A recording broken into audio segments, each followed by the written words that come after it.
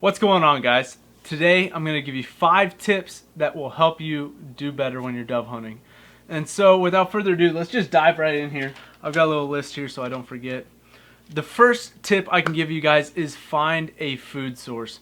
Doves are driven by their flight patterns and food. You know, everything needs food to live, so that's something they're going to be finding and going into.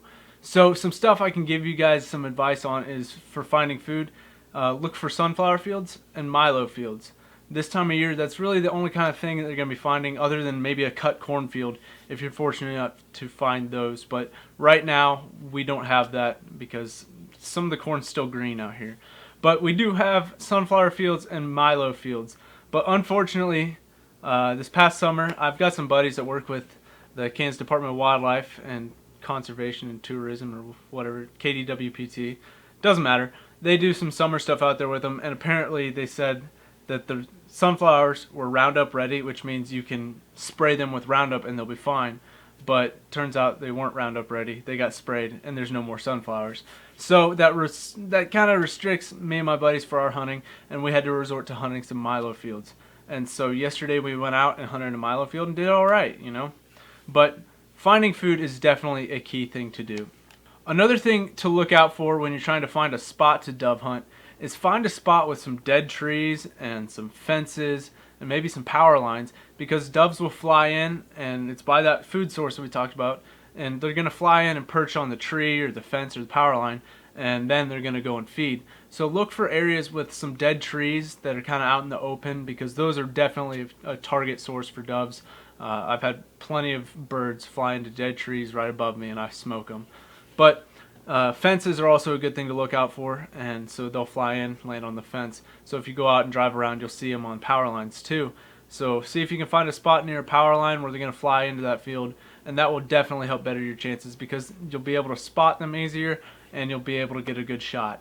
Now this next one might be difficult for some people, but I've definitely found that the more people you bring out dove hunting, the better you'll do. And that comes down to having more guns in the field. And if you space out strategically around the field, you might be able to bounce birds off of each other. So bird flies that way, that guy shoots at it, he might come back towards you if you didn't shoot, or towards another guy. So it kind of gives you guys more of a chance to shoot birds, and that can help you bag a few more doves. The fourth tip I have for you guys is to go scout. Now, some people overlook this or don't put as much time in as they need to. Scouting is definitely key in any type of hunting that you're going to do, whether it be deer or waterfowl or dove hunting. And so when you're scouting, remember, go look for those food fields and food sources. Maybe that's a better way of wording it. Food sources. And at those food sources, look for spots where there's going to be dead trees and power lines and fences. But also keep in mind you're looking for birds too, and that can give you a really good idea of what you're looking at. So if you pull up to a field that you're going to scout, you can actually watch the birds and see if they actually have a pattern, because sometimes birds will fly in and fly out the same way. So keep that in mind. But also take time to drive around legal places to hunt, and if you have permission on private property, go for that. But drive around and see if you can find spots that might be better than that first one, or maybe ones that are not as good. You'll find out and be like, hey, maybe that first spot we looked at is going to be our best option. But scouting is definitely one of the best things you can be doing. The last thing that I have for you guys today is decoys. Now, I always thought dove decoys were just kind of like, why you can't decoy a dove? But this year I actually found out doves will decoy. Not necessarily like ducks will decoy. They won't cup up in and, you know, suck right into the decoys. But, you know, if they see some birds like sitting on a dead tree limb, right, and then you're sitting by it, they might fly by, give it a look, or, you know, take time, land on the tree.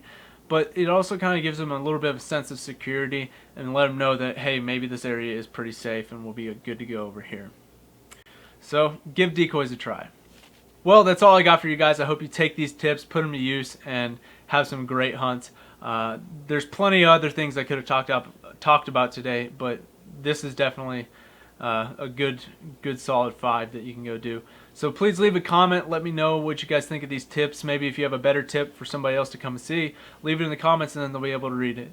Don't forget to leave me a thumbs up and subscribe if you haven't already. We're going to be coming out with a lot of duck hunting videos this winter and fall, and Maybe some turkey hunting videos in the spring if we get a chance. But definitely stay tuned. There's a lot more content coming to this channel, and I'll see you on the next one.